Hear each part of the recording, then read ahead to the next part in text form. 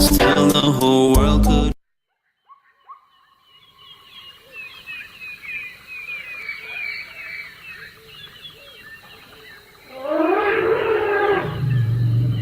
Masisondele,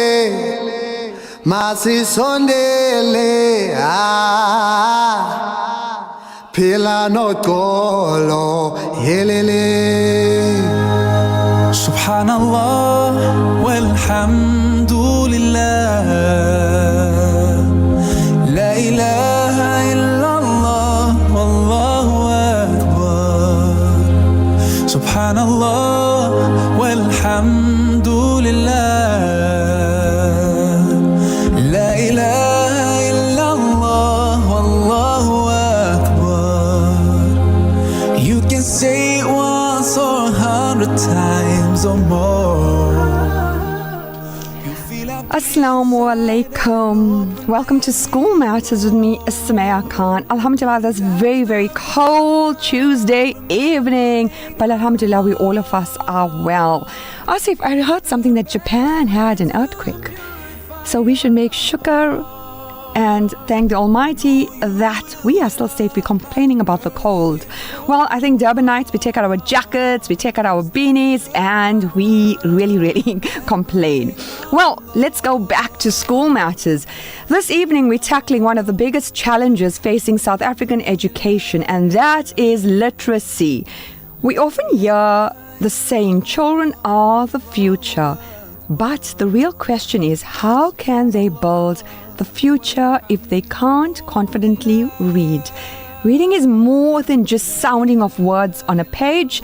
It's about understanding, imagining, questioning, solving problems, and unlocking opportunities.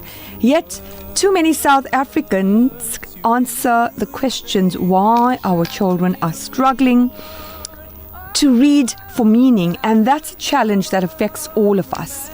So the good news, raising readers isn't just the responsibility of teaching. It starts at home with you, the parent or the caregiver. It continues in our classroom, and it grows stronger when communities, libraries, businesses, faith organizations, and parents again all work together. So tonight we're going to explore the practical ways to build a nation of readers, one child, one family, and one story at a time. So joining us is the literacy advocate. Someone is an old-timer of School Matters, an educator, someone who always come on when it comes for literacy, someone who's quite passionate, SAKHINA MITHA. Have we linked up with her? Okay, Assalamu alaikum. Walaikum salam, Sumaya. SAKHINA, when are you coming in studio? I miss those days. Inshallah. How have you been? As soon as Alhamdulillah, as soon as it starts to lighten up a bit so that driving the distance from your studio to home is not so big. Well, there's a storm today, so lucky you never come. Well, you're all the way in La Mercy. Yes. And I won't ask you how the waves are behaving. It's very loud, and that's part of learning in geography. You'll know why the waves sound so loud, why they crash like that. So it's actually very loud here because we're so close to the sea. Gee, do you know, today was an earthquake in Japan. I just heard about it, yes. You know, and we're complaining about the cold and the wind. But again, we should just make shukr and be thankful that we're all safe. Absolutely. Well. Alhamdulillah. Gee. And tell me, coming from your home all the way to your school, have you ever experienced any natural disasters where you couldn't go to work? At one point, we had the problem with the heavy rainfall. So it makes me a little bit anxious now when I hear these weather warnings and stuff. But outside of that, no. And once, many, many years ago, my niece is 21 now, we had a minor tremor. Whoa. So when you talk about the earthquake, I remember that tremor. Okay. So that was about the closest thing I had to a natural phenomenon. Yes. Yeah, and you know, as we as time is going, we're always having something. But again, let's make shukr and make dua.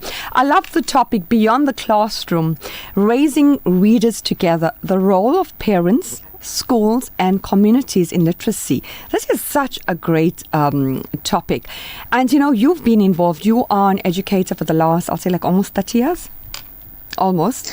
Almost. Almost. You're Yeah. revealing my age. No, I'm also 21. Asif is laughing, yeah. No, Asif is just 19 and a half. Oh, Asif is on a check so if you're wondering cute. who is that. Yeah. Well, anyway, a topic which will never ever be outdated, a topic which is always current, a topic which, we educators, individuals, people who are involved in literacy, education, try to find ways which we can overcome all the challenges, especially South Africa, when you're looking at, education. So, why should literacy be everyone's responsibility and not just the schools? Because right now, if you're looking at the macro, I'm talking more the government schools, you also get it in the private school, where parents take it for granted. A teacher will teach them to read. Teacher will read. Teacher will teach phonics. Teacher will set the foundation. Teacher will do it. We're paying school fees, so the teacher will take that responsibility and not us. That has become the culture recently. It's actually become an excuse. So you've touched on quite a few things in your introduction here, but there is a vast gap and a difference between children who are educated in a private school and children who are educated in the public sector. And within the public sector itself, you have so many discrepancies between the haves and the have-nots. So when we talk about literacy, it's basic communication. And where does communication begin? So when we talk about learning to read and children who can read and our literacy levels in this country, people don't realize that reading starts from birth. And where does it start? From listening. Reading is not English only. It is your mother tongue. So if you are weak in your mother tongue, whether it is English, Arabic, isiZulu, then you will not be able to manage your second language. So unfortunately, because we in our haves, people who are privileged, come from a stronger background, stronger family ties, communication is it's healthy, and you find parents have more time for their children because they are able to, they can afford to. Now, let me go back to a domestic worker, for example, whose child goes to a public school. And maybe one of those schools, the lower income areas, and a public school that is struggling. So you will find that she's working for long hours. She comes home. She's not communicating with her children.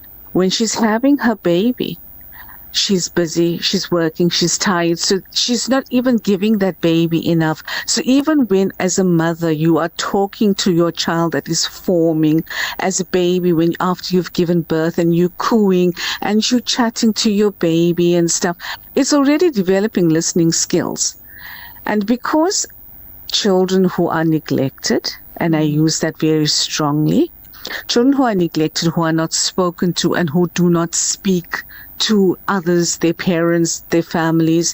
I'm not talking about playing. I'm just talking about communication, the bond between mother and child. If that is weak, communication is weak, reading is weak. Now, we talk about reading and we don't realize that if you read, you should be able to comprehend. And the difference is, in public schools, especially, we teach them phonics, we teach them words. They are reading sentences, but they do not understand what that sentence even means. That is why we are having so many problems with literacy levels in our country. It goes right back to family. We have such unstructured families. We have weak parents who have not been educated themselves. And when I say education, I'm not talking about book education. I'm talking about values. So you'll notice that everything eventually ties up and goes right back to reading and literacy. Exactly. Sakhina, you wear many caps and I never introduced you. Can you tell our listeners a little bit about all that you're involved with? Oh my, that's for a separate show. That's for a But separate show. Alhamdulillah, look, like you've mentioned, I'm very passionate about literacy. I like to involve myself in literacy. I like family literacy. I have a group, a WhatsApp group going in that direction, which encourages parents to first find themselves and then teach their children about how to appreciate books. Yeah. So because reading is like a chore and an exam subject, so children do it against their will as they're growing up. Now, because they do it against their will, they're not enjoying it. And yet, if we flipped it to the other side and we did it, although it is reading for pleasure, it's not so much, it's not well done in schools. And we know why. Because of the time. We don't have enough time for that reading for pleasure. I know we have the dear and the drop everything and read, but it's not always well managed. And that's what's creating the gap between reading for pleasure, and reading with understanding, which is something that we desperately need in this country. But it's not happening. Well, So, all the libraries are museums now. Well, books are replaced with iPads. Which country was it? Was it Switzerland? They're going back to books, pen and paper. yeah, they're banning the use of technology from a certain age. And that is very important because books, the actual hard copy, it rewires the brain. Whereas all our technical devices, laptops and stuff, that is slowly killing the brain. Now, I don't know if you would have noticed that we have an increase in what we call ADHD. Yeah. And that is the extra stimulation that we have. And although a lot of blame will be placed on it, but that's more in affluent homes where they have access to, children have access to tablets and cell phones, etc. And they've become quite addicted. And that's a truly alarming phenomenon. Because we've seen, I don't know if you've seen a video where the child just threw such a tantrum when the tablet was taken away. But that now, like I said, is more in affluent homes. But what we don't realize that creates the hyperactivity, which affects reading and concentration, is the fact that we use fluorescent tubes, and those little lights, the flicker affects children and affects their concentration. So because we have an increase in the use of that, because it's in every home, because of it's cheap and it's bright, because we have that problem, we are struggling to get children to focus on one little aspect, one little task, reading 2 pages at least. So there's a lot of factors that are affecting. And what we need to go back to is, believe it or not, reading under a tree. And smelling That will that help. book, holding the spine. Lots of learners don't even know what that. They start laughing when you start teaching them. And you probably have come across that. And back in the day, a new book was so exciting. You'll do everything and keep that book and smell that paper, the pages. Don't damage The smell is unbelievable. Exactly. Absolutely. And if you know, you know. Sakina, how can schools make reading exciting instead of feeling like homework? Okay, the problem came in when it became, like I said, an examinable subject. Although in the foundation phase, it's not really exams, but they are assessed for their reading skills. Yeah. So what happened was, reading begins with a discussion. So you've heard the term "read the room" and stuff. So that forms in a discussion. So because children don't have enough vocabulary, and I'm saying this because I'm in an English medium school, meaning that we teach in English. Although it sounds like that sounds crazy, but like if you look at the children, the demographics of my school, we have a lot of kids whose home language is isiZulu, but I am doing my instruction or my teaching in English. So if you look at how confusing and how frustrating it is for them. They don't have enough vocabulary to contribute to a discussion, which means their interests are not communicated effectively. So in order for them to enjoy reading, they first got to start with the pictures. So picture books are needed. And then from those picture books, vocabulary is created. Once the vocabulary is created, they should be ideally choosing a book they like because it's relevant. If it's not relevant, then everything is lost. It becomes boring, a chore, something that I'm forced to do, and that's not learning at all. Exactly. Do you know, everyone expects the school only to be responsible for education and then the home. But, you know, how can communities get involved? But let's look at how can local businesses support literacy programs and projects in schools? That is so important, especially if it's a struggling school. Well, look, any school for that matter will appreciate any assistance from a business. So in my situation, I'm sorry, I can't speak to the affluent because I only see a need when I go to a school, and a school like mine as well. So I would appreciate if businesses donated books, but not just any book. I have recently seen the value of bilingual. So, for example, kids in my school, they speak isiZulu. So if there's a book in English and isiZulu, that would be a great help. That would lessen the anxiety because it's helping them from their mother tongue translate. So in other words, if it's a simple sentence, you'll have it in English and isiZulu. And a book like that will make such an impact in how they are able to improve their speaking skills, their reading skills, and most of all, their understanding of what they are reading. That's so the first important. thing. The understanding, comprehending and understanding, because a majority of learners just read. They don't comprehend, they don't understand. It's just them reading, especially when their second language is English. Yes. Sakhina, you know, if every neighborhood had a reading club, what difference could it make? Could we be going back in time now? We're trying to bring the old times back now. Well, it's not really so old. I belong to a book club as an adult, and it's such a lovely, calming setting because it's not examinable and it's something out of interest. And believe it or not, every single time you attend a book club meeting, there's something new to learn. Because remember, it's not school, it's not a curriculum, it's not confined. It is a healthy discussion from everywhere. You have to learn. If you don't learn something, then you must be really crazy. But what I'm saying is these book clubs are so important. I'm telling you, every time I attend, I learn something new. I learn something different.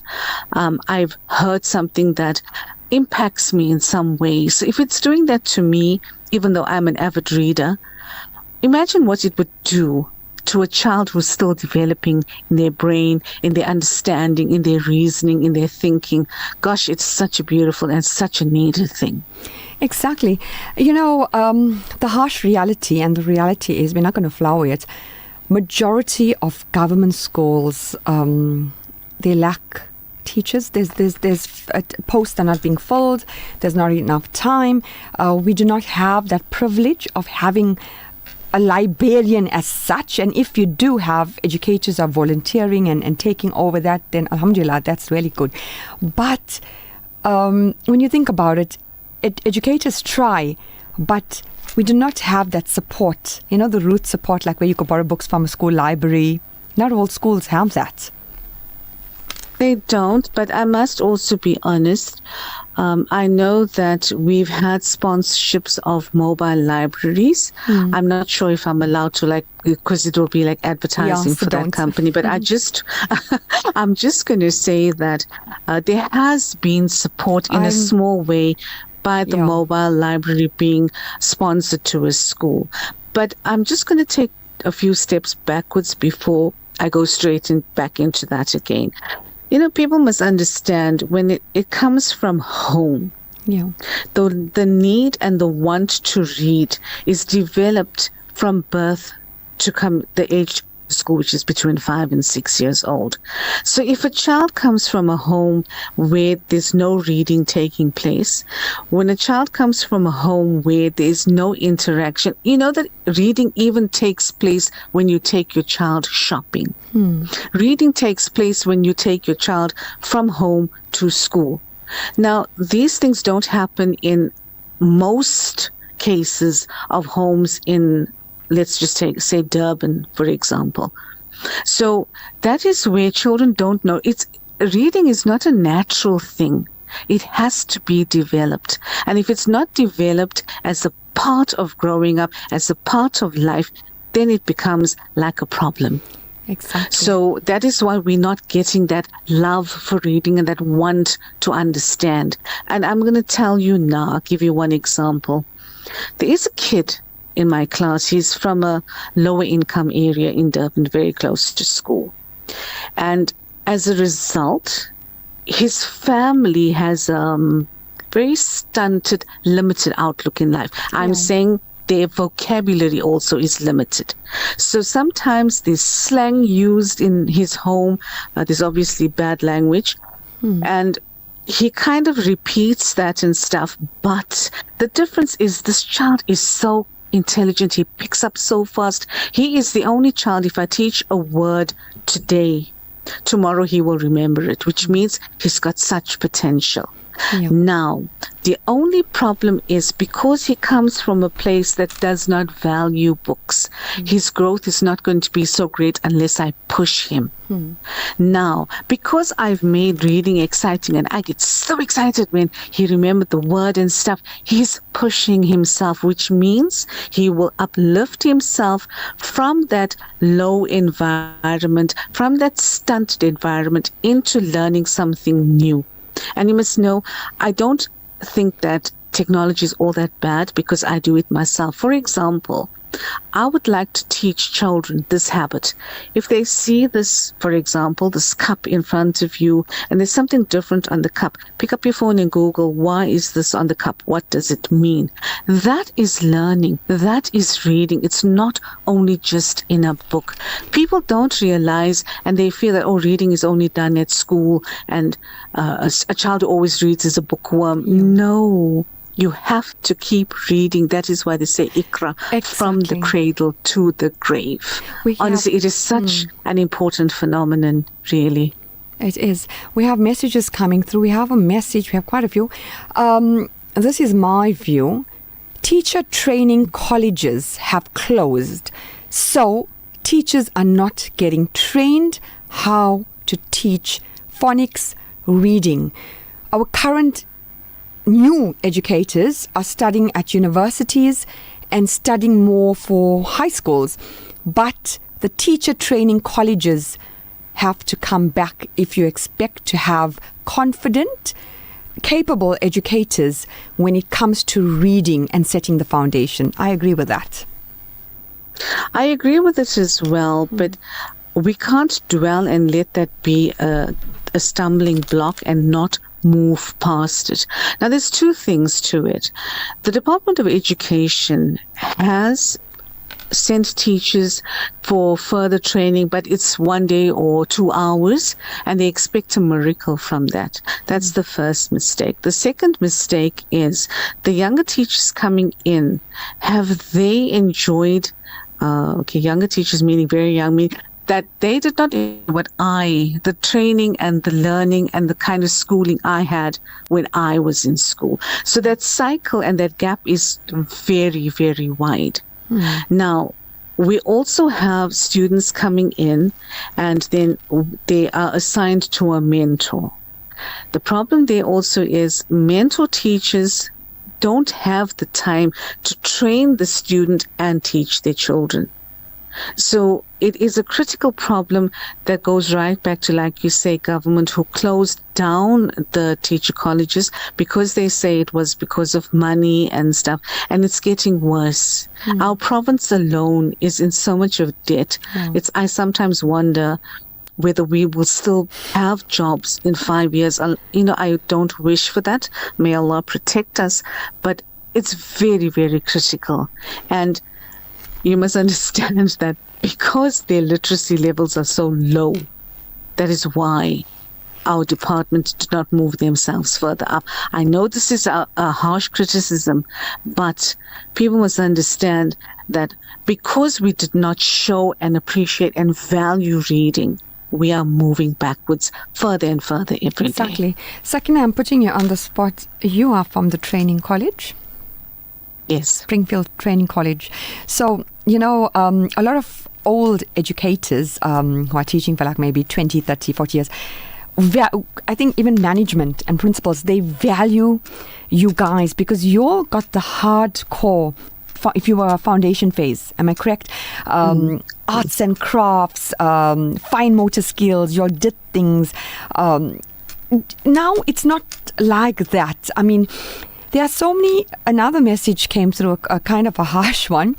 There are so many educators who are qualified educators, have their degrees. That's what I'm summarizing that message. If you walk past their classes in the morning, they don't know how to teach phonics. They tell the child to say A, B, C, D, and you do not do that in foundation. I mind my business, do my work, and go home. But again, management needs to be trained what is expected from educators of different grades. I kind of agree to that one. I will agree, and like I'm saying again, there's two sides to the story. The managers themselves are not trained to be managers. They are trained teachers who got put in a position. So when we go back to the Department of Education closing down training colleges, so it wasn't just training of teachers, it wasn't just training teachers to teach reading, it was also they did not train teachers to become managers. So unfortunately, it's a cycle that's perpetuating itself, and I do agree that there are certain methods that are wrong, but we must also bear in mind that if we see that it is wrong, it does not stop us from developing ourselves to do better. So, for example, I myself will find a method, or I'll see something on TikTok. I'm not embarrassed to say I do watch it on TikTok.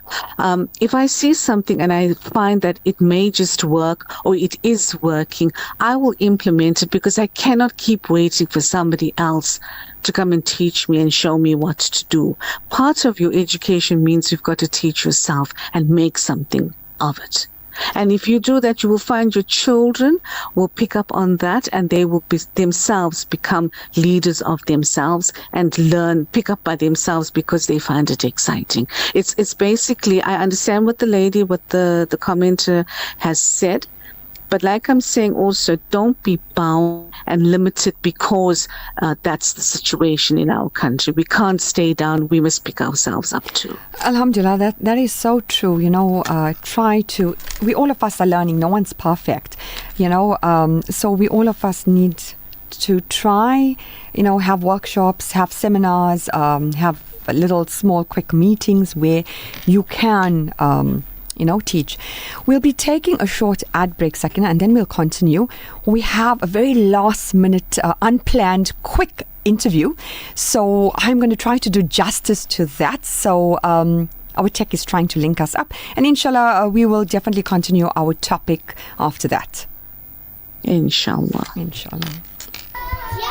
You are listening to School Matters with Sumaya Khan. This segment is brought to you by Kenfield Auto, your RMI approved service and repair specialist. 236 Brickfield Road, Overport. Kenfield Auto. Bismillahirrahmanirrahim. ربنا اغفر لي ولوالدي وللمؤمنين يوم يقوم الحساب. Car won't start? Kenfield Auto. Noisy brakes? Kenfield Auto. Due for a service? Kenfield Auto. Kenfield Auto, the answer to all your car problems. Your service and repair specialist for your VW, Audi, Suzuki, Toyota, or just about any vehicle. Kenfield Auto, your RMI and insurance approved workshop. Follow the red and white board in the passage at 236 Brickfield Road, Overport. Call Shafi on 031 207 2399. Kenfield Auto. You're listening to School Matters with Sumaya Khan. Assalamu alaikum. Yes, welcome to School Matters this cold Tuesday evening. We have a topic that is so interesting. It's, beyond the classroom. Who's responsible to teach your child to read? Do we take it for granted that it's the teacher's responsibility, or the role of the parent, the school, community, and, organizations, clubs who are responsible? As our guest, who we will continue to chat with her while Asif is trying to get through our other quick interview who we're linking up, SAKHINA mentioned that parents work late. They take so long. So they come home very late. They got to see to chores, meals. And by that time, there's no time to even do homework. So we'll continue with our topic, Beyond the Classroom, Raising Readers Together, the role of parents, schools and communities. So online, I have Mr. Sidat. He got some exciting news for us to tell us about his school in Camperdown. Assalamu alaikum. Walaikum salam, my dear sister. How are you? Alhamdulillah. I wish I could have had you the entire show. So we're going to try to do as much justice we can in this very short time. Can you tell us more about your academics, your school, everything about that to our listeners? Okay. Our school, it's a primary school from grade R up to grade 7. We've only opened up the school this year. And, we offer the CAPS curriculum. There's a range of sporting facilities available on the school. There's a paddle court. We've got netball, soccer, because, I do believe that, that a learner needs to develop, holistically. So not just, in the classroom, but outside the classroom as well, spiritually, physically, and academically. And that's the core feature of our school, and obviously then integrating something that's very important to us, something called values-based education. And in turn, that also, brings in our Islamic ethos into the mix. So the school is a private school, both male and female learners? Yeah. Okay. The school is an independent school, or you could say a private school. It's an independent school, fully registered with the Department of Education. So you have your MS number?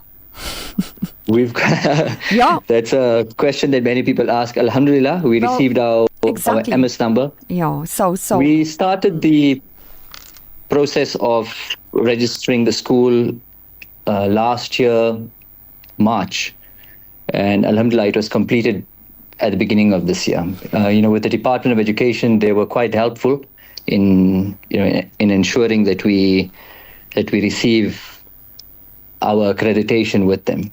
So yes, the school is fully registered, and in order for the school to be fully registered, you have to comply with a number of regulations. One, your teachers must be all qualified and SACE registered, and the school must be zoned for education. You must have your site plans, and a whole lot of things need to be in place. So tell us a little bit more. So you all are catering for secular education as well as Islamic education. So it is like a Muslim independent or private school. Yes, so the school, you can say it's an Islamic school, but we are open to people of all, faiths. It's not only open to Muslims. We have a school which is secular based during the day, and then we've got madrasa in the afternoon. The school does have a boarding facility as well, which is open for now, only boys grade 5 to grade 7. Okay. So, that will only be from January 2027. Okay. So the boarding facility has just been completed in terms of the building. And once that is ready, we plan to kickstart the boarding. In the boarding, obviously, there's a full Islamic program that is that takes place there, from before Fajr up until the boys go to sleep after Isha. Okay. When a child finishes in your school, what do you expect out of it, the values, the ethos, the goals that you want to achieve in your learners when they leave your school? So all companies take schools into account as well, are out there to create a certain type of product. What we would like to create is a child that that is capable of going into the outside world, into high school, and doing well there. With I've listened to your talk earlier, that education begins at home. And we polish that education in the classroom by bringing in good quality educators. For parents listening tonight who want to see or visit your school, I believe you're having an open day on the 8th of August. So could you just tell us a bit of information for that, for the parents who are listening? Parents can expect to experience New Heights personally. They'll be able to tour our classrooms, our science laboratories, our coding and robotics facilities. We've got a 3D printing space as well. There's creative classrooms, our sporting facilities, a number of things that I can't even mention now, but our boarding as well from grades 5 to 7. They can meet our educators as well. That's open days taking place on the 8th of August at the school. Well, inshallah, I wish you all the luck for that. Many schools have started just with 30 learners, and today they are actually sitting with 300 and close to 800 learners. So the Almighty bless your school, and inshallah, looking forward to have you on School Matters to know more about your school, because you have facilities which parents are looking for their children. So once again, Mr. Sidat, Assalamu alaikum. Thank you for linking up all the way from cold Camperdown, Pietermaritzburg. Jazakallah. I'm actually based in the Northwest. I look after we've got 27 schools across the country. Oh, alhamdulillah. So I'm in a small town called Lichtenberg, but I look after New Heights as well. Still very cold there. Very cold. Okay, you take care. Right. Salams. Jazakallah. Walaikum salam. That was Mr. Mohammed talking about the new school, which he opened, a private independent school in Camperdown. SAKHINA, are you online? You there? I'm still here. Yeah, sorry about that. We just tried to squeeze that in very last minute. Very informative to find out about new schools with all the facilities. Very tempting to go and see, especially when everyone are like Robin Hood, or we need to take from other schools into our government schools. I strongly believe in that, and I know you too. Absolutely. I'm just sitting and thinking, it sounds so ideal. I would love to be able to show those same things off, but the public schools are so limited. The facilities are so limited. Everything that Mr. Sidat described is like, gosh, I wish I could send my child there. Not that I have children, but if I did, I would send them there. Yeah, I think those are all it sounds really exciting. I mean, those are the facilities as parents you're looking for, where you don't have to drive around. Everything's in one. You feel safe, and that parental locus is, happening at that school. Like Mr. Sidat mentioned, that it was a holistic development of the child. And children do need sport. Because, like I mentioned, facilities are so limited. We lack with sporting facilities, and our children are bored, and it has a big impact on them. It affects their learning terribly. Sakina, when we were in school and when I first started teaching, and I think you two remember, we don't use it so much. Can audio books and educational apps encourage literacy? We should take a tape or a CD and you put it into the radio and you listen and you follow it in your storybook. Why don't guys do that anymore? Especially educators. Am I correct? Absolutely. And if I can just answer that very loosely. First of all, the amount of kids, like we have high numbers of children in class. Imagine trying to get that to work with so many children. Reading is supposed to be done in a group, so it's group guided reading. Now, try doing group guided reading while watching the kids in that corner there and the others jumping on the table, and then somebody damages your equipment. And you're responsible? It's lovely. You're responsible? Yes. It's lovely, but it's not always possible. Do you know, I don't want to be negative and mention that how many of my things got damaged by children because they don't realize its value. And I would Exactly. love to, but it can't work in a public school. Do you know, Sorry. I have an idea and I used it quite often. And sometimes colleagues even get a bit envious or jealous. Do you know, we have so many pensioners, we have so many retired educators, we have so many community members. They just want to assist and help because, they want to come out and make a difference. Approach your church, your mosque, your local communities where, invite people to come to your school and teach the children to read. Even during a school day, take those 10 who can't read. And that makes such a difference. And for them, it is such a rewarding thing because they are giving back to the community, And we basically need to look at all resources and avenues to make things successful. We can't only look within the school, the four walls of the school. It's very difficult to try and accomplish everything as one person. So you are absolutely right. Now, the groups that you've mentioned, we've also had good interest from members of the public who are so willing to come forward and help. And I would think that I wanted to now begin a group of ladies who would just read aloud. Now, reading aloud is going to develop listening skills because children, even though I teach grade 1, I can tell you the same child who did not develop fully, who did not develop her listening skills or his listening skills in grade 1 is now in grade 6 and still struggling with the same aspect. And so we if blame we the get teacher. volunteers to come in, pardon me? I said, and we blame the teacher for that. It's always a trend. That's the best cop-out. No, but school matters, we keep I'm it just real. saying, we keep it real and we're saying it the way it is. When a child can't read, you tend to blame the foundation teachers. But that's not always the case. Mm-hmm.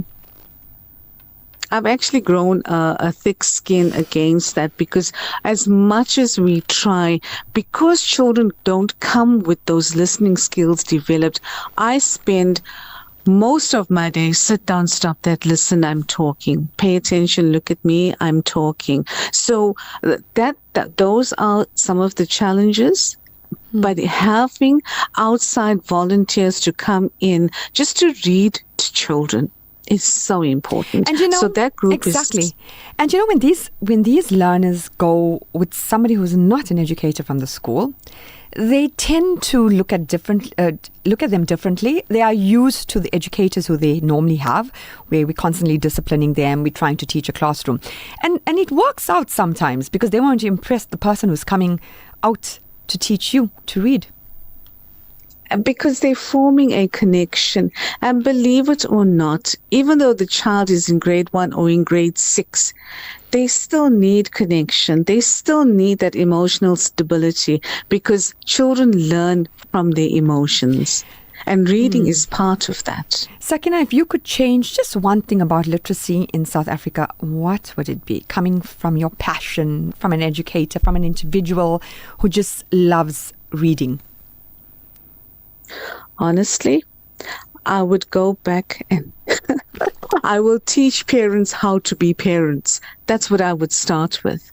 Because if parents did their jobs properly, and I'm not talking about affluent homes, although there is, I'm just saying that because parents from lower income groups are under so much of duress, they have messed up parenting. They've lost that normal love. And if I could go back and just teach them, spend a little bit more time, do this with your child, that would help our literacy levels, I promise you. It would. There's so many psychosocial factors that an educator in mainstream government school have to experience. You got nutrition, then you have the ills of society which is filtering in, then you have there's no male figure, there's no father figure. I'm stereotyping here, but generally that's the situation. And you have one parent working, you have the go-go, you have somebody taking care when the child goes home, and a lack of spirituality. Exactly. So, but again, this is becoming the norm not only in South African schools, I'll say, in schools all out. So that's why, I mean, all educators are listening right now, even if you're in a private school, independent school, teaching online. It's so important for parents to teach their learners values, simple things, greeting, respect, how you communicate with your peers or an adult. That's so important. Sakina, what message would you give parents who believe they're too busy to read for their children? You're never too busy to read. And if you think that it's opening a book to read from pages so your child is, that's not reading to a child. It's just that basic routine where as you're putting your child to bed, you tell them a story. That's still developing reading skills. And once you get that routine developed, you'll find that your child will ask you more and more, and they'll be wanting to learn more and more. And from there, they would go and pick up a book by themselves if they see you are busy. Well, mom's busy, but I want to know more, so I'll go find a book. That's what we need to inspire in children, that from whatever is in front of them, they must always be able to go and get more out of a situation. If your child sees you cooking, and they want to know about something else about cooking, they can go find it in a book. There's anything and everything in a book. Oh, you make it so passionate that, remember when we were growing up on Sundays, there should be the program where they tell stories. And everyone used to look forward to just listen to this lady or this man just telling the story of what's happening. Yes. Yeah, I mean, where are all those those series where you're teaching learners to read? We need, as you said, we need to create a passion. What gives you hope that South Africa can become a nation of readers? I would really hope and I pray for spirituality to get back into homes, and that will create the love for reading because they'd want to know more. Exactly. At the moment, we have a little problem with the socio-economic factors, but once that is improved, inshallah, we will see hope. Exactly. And we, as teachers who can be that role model, I'm sure we'd be able to make that difference to our children. Well, Sakina, I'm going to put you on the spot, and even you who are listening right now to me, let's see whether we're back for the book. Right, quick one. Just answer with the first thing that comes to your mind. Paperback or ebook? Paperback. Library or bookstore? Library. Fiction or non-fiction? Fiction. Read aloud or silent reading? Silent reading. One book every child should read? Oh, that's a hard one.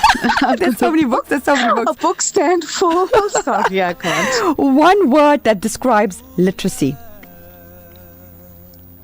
Knowledge. Fun listener challenge? If you want to challenge your children? I would like to see them grow taller than the books in our classroom. Well, Sakina, Jazakallah for linking up. Love doing that there. I love putting y'all on the spot, but again, quick advice to all educators right now who are just like you and me and everybody else. We're trying to keep it real on School Matters to support and show that there's a whole community of educators who are experiencing the same thing as you. Quick. Yes. Yeah. I would just like teachers, my peers, my colleagues to understand that although this may seem challenging, but put your best into it, because a year from now when you look back, it's such a good feeling. So don't stop trying. Give off your best and remain positive. Hope springs eternal. Never give up. Alhamdulillah. Jazakallah so much, Sakina. All the best to you, and looking forward to have you in studio. You are one of my very first guests. Almost 20 years, remember that. Assalamu alaikum. Walaikum salam. Jazakallah for having me. So Take care. As we come to the end of tonight's program, remember this: every child deserves the chance to discover the joy of reading. It doesn't take expensive resources or perfect condition. It starts, with one book, one story, one conversation, and one caring adult. So when parents encourage reading, teachers inspire curiosity, and communities create opportunities. We don't just raise readers, we raise thinkers, dreamers, leaders, and future change makers. So a sincere thank you to our guest Sakhina for sharing such valuable, hardcore, real insight, and to all our listeners for joining us this evening. I'm Sumaya Khan, and this has been School Matters on Radio Ansaar 90.4 FM in Durban and 105.6 FM in PMB. So until next week, next time, keep reading and keep learning. And remember, when a child opens a book, they open a world of possibilities. Assalamu alaikum. 'Cause that's the power of remembering Allah. You're listening to School Matters with Sumaya Khan. Radio Al Ansar, 24/7, 365. An informative Islamic global perspective. This is Al Ansar News.